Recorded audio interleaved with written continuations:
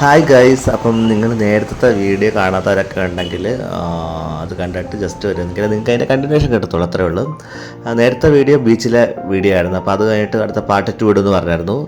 ഇത് കണ്ടിട്ട് നമ്മുടെ കോഴിക്കോടാണിത്. ഞാൻ വീണ്ടും കോഴിക്കോട് തന്നെയാണ്.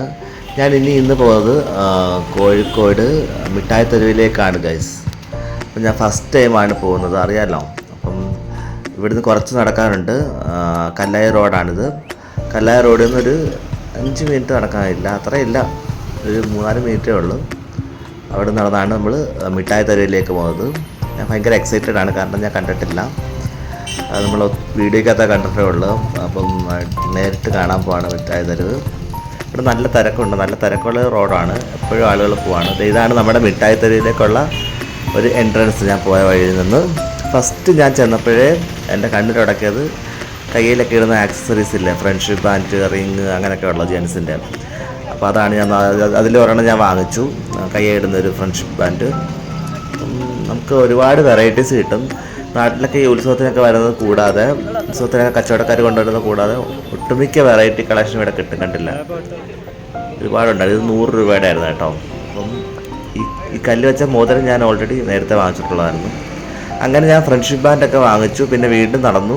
അപ്പം നമ്മൾ നടക്കുന്ന അതിൻ്റെ കൂടെ തന്നെ ഒരുപാട് കച്ചവടക്കാരൊക്കെ നമ്മളെ വിളിക്കും, അലുവ വേണമെന്ന് പറഞ്ഞൊക്കെ.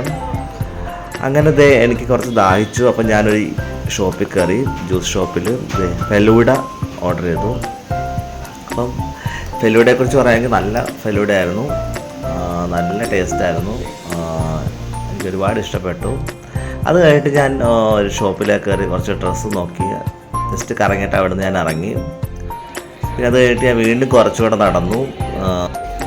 പിന്നെ ഞാൻ നടന്ന് ഇങ്ങനെ പോയിക്കൊണ്ടിരുന്നപ്പം ഒരു കണ്ണാടി വാങ്ങിക്കണം എന്നുള്ളൊരാഗ്രഹം. അങ്ങനെ ഞാനൊരു നല്ല കണ്ണാടി ഷോപ്പിലേക്ക് കയറി, സൺഗ്ലാസ് കിട്ടുന്ന അവിടെ പോയി ഒരു സൺഗ്ലാസ് നോക്കി. ഒരുപാട് വെറൈറ്റി കളക്ഷനൊക്കെ ഉണ്ടായിരുന്നു ഇവിടെ. അതിനു മുമ്പ് ഞാനൊരു റോസ് ഗോൾഡ് മാല വാങ്ങിച്ചു ഗൈസ്. ഇതാണ് നമ്മുടെ റോസ് ഗോൾഡ് മാല. പിന്നെ സൺഗ്ലാസിനെ കുറിച്ച് പറയാതിരിക്കാൻ വയ്യ, ഇവിടെ ഒരുപാട് കളക്ഷനുണ്ട്. നമ്മുടെ കേരളത്തിൽ എനിക്ക് തോന്നുന്നു ഏറ്റവും കൂടുതൽ കളക്ഷൻ സൺഗ്ലാസൊക്കെ ഉള്ളത് ഇവിടെ ആണെന്നാണ് തോന്നുന്നത്. അങ്ങനെ ഞാൻ ഈ കാണുന്ന സൺഗ്ലാസ്സാണ് വാങ്ങിച്ചത്. UV പ്രൊട്ടക്റ്റഡ് ആണ്, 350 റുപ്പീസേ ഉള്ളൂ. ഭയങ്കര ഒരു യെല്ലോ ഷെയ്ഡായിരുന്നു. എനിക്ക് പേഴ്സണലി ഒത്തിരി ഇഷ്ടപ്പെട്ടു. അതൊക്കെ വെച്ച് ഞാൻ ഇങ്ങനെ വീണ്ടും നടക്കുകയാണ് ഗൈസ്. പിന്നെ അതെല്ലാം കഴിഞ്ഞ് നമ്മൾ കോഴിക്കോട് വന്നു കഴിഞ്ഞാൽ അലുവ വാങ്ങിക്കാതെ പോകുന്നത് ശരിയല്ല. അങ്ങനെ ഞാൻ ഇവിടുന്ന് കുനാഫ അലുവ വാങ്ങിച്ചു. ഇവിടെ 1 കിലോയ്ക്ക് ആണെങ്കിൽ മൊത്തം ഇവിടെ 300 രൂപയായിരുന്നു. 1 കിലോ 600 രൂപ. കുനാഫ ഭയങ്കര ടേസ്റ്റുള്ളതാണ്. ഇപ്പോൾ തന്നെ അലുവയുടെ തന്നെ നല്ല ടേസ്റ്റുള്ള ഒരു അലുവയാണ് കുനാഫ. നമുക്ക് സാമ്പിളായിട്ട് ടേസ്റ്റ് ചെയ്യാൻ അവർ ഇഷ്ടം പോലെ തരും. അങ്ങനെ ആ സാമ്പിൾ ടേസ്റ്റൊക്കെ ചെയ്തിട്ടാണ് വാങ്ങിച്ചത് ഗൈസ്. ഈ ഷോപ്പിൽ നിന്നാണ് വാങ്ങിച്ചത് കേട്ടോ, കൽപ്പക ഷോപ്പ്. പിന്നെ അതൊക്കെ കഴിഞ്ഞിട്ട് ഞാൻ അവിടെ തിരിച്ചു അലുവൊക്കെ വാങ്ങിച്ചിട്ടു. കണ്ടോ, ഇതാണ് നമ്മുടെ വാങ്ങിച്ച അലുവ.